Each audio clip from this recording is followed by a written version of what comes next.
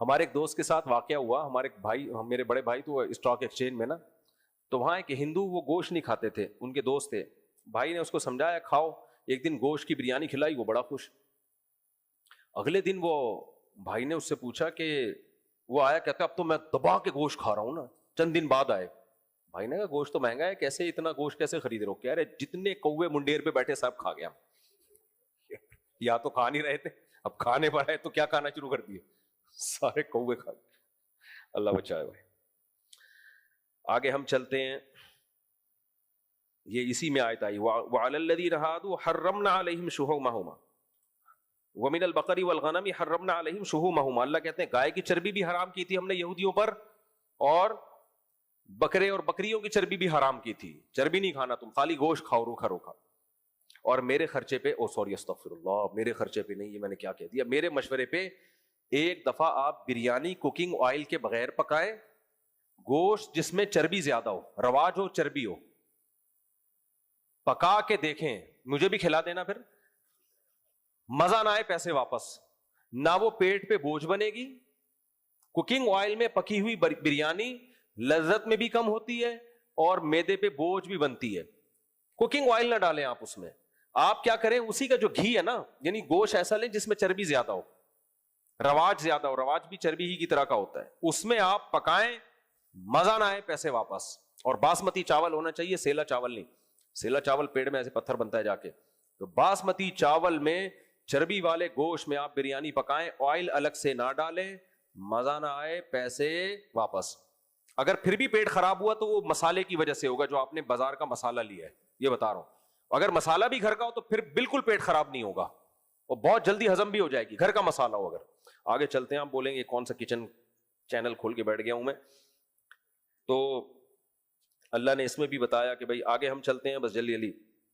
قُلْ تَعَالَوْا أَتْلُ مَا حَرَّمَ رَبُّكُمْ عَلَيْكُمْ. اب مشرکین نے نا خامخواہ کی چیزیں, گوشت نہیں کھاؤ تو یہ نہیں کھاؤ تو فلانے, جیسے ہندو لوگ بھی اپنے مذہب کے حساب سے یہ کہتے ہیں بھائی سبزیاں کھاؤ, گوشت کیوں کھا رہے ہو.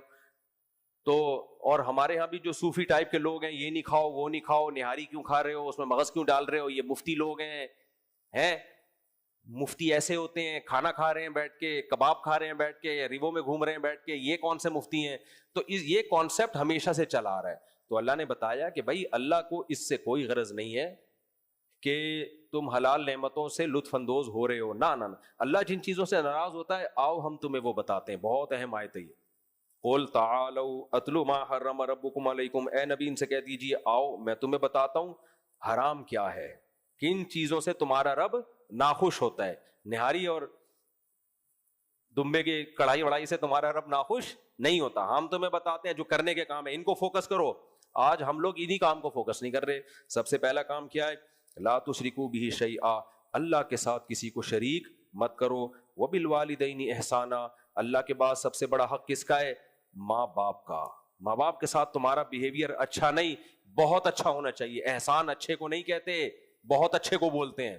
بہت اچھا سلوک ہونا چاہیے ماں باپ کے ساتھ.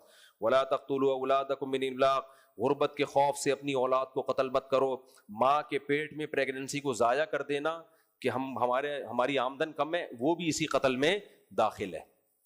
کیوں؟ اللہ فرماتے ہیں نحن نرزقکم وإیاہم, تمہیں بھی ہم روزی دیں گے, ان کو بھی روزی دیں گے. وہ تمہاری اولاد بعد میں ہے, ہماری مخلوق پہلے ہے. نسل روکنا بھی اسی میں داخل ہے, کیونکہ ہم نسل روکتے ہیں یہ کہہ کے اپنی اولاد کو, انسانوں کو روک رہے ہیں. اللہ کہتے ہیں یہ میری مخلوق پہلے ہے. انسان کو دوسری مخلوق پر تو اللہ نے تصرف دیا ہے, جانوروں پر. خود انسان کو انسان پر حق نہیں ہے کہ وہ یہ فیصلہ کرے کہ کتنے انسان دنیا میں آئیں گے کتنے نہیں آئیں گے. تو اس لیے یہ کام تم چھوڑ دو. یہ رزق کس کے ہاتھ میں ہے؟ اللہ کے ہاتھ میں. قرآن میں دوسرے مقام پہ کیا آتا ہے, وَقَدَّرَ فِيهَا أَقْوَاتَهَا, ہم نے جب زمین بنائی تو انسانوں کی روزی روٹی کا پہلے سے زمین میں انتظام کر دیا. آپ مجھے ایک بات بتاؤ, آپ جب گھر میں کھانا پکاتے ہو تو جتنے مہمانوں کو بلایا ہوتا ہے اس سے کم کا پکاتے ہو یا احتیاطاً زیادہ کا پکاتے ہو؟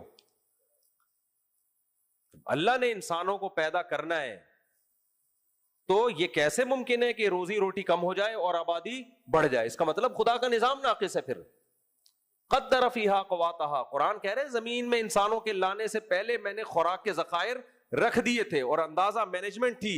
ہر چیز اپنے ٹائم پہ دریافت ہوگی. مینجمنٹ کا یہ مطلب ہے پہلے سے نظر نہیں آئے گا کچھ بھی.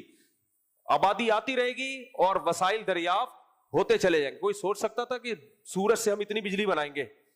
ہم نے گھر میں پلیٹیں لگائیں, ماشاءاللہ ایسی بجلی بننا شروع ہو گئی. وہ ہمیں کہہ رہا ہے بھائی یہ کسی کو بیچو, آپ سولر کا پینل بڑا لگا لو تو بجلی شاپروں میں بھر بھر کے غریبوں میں بانٹنا شروع کر دو آپ, اور ہمارا ایک دھیلا بھی خرچ نہیں ہو رہا.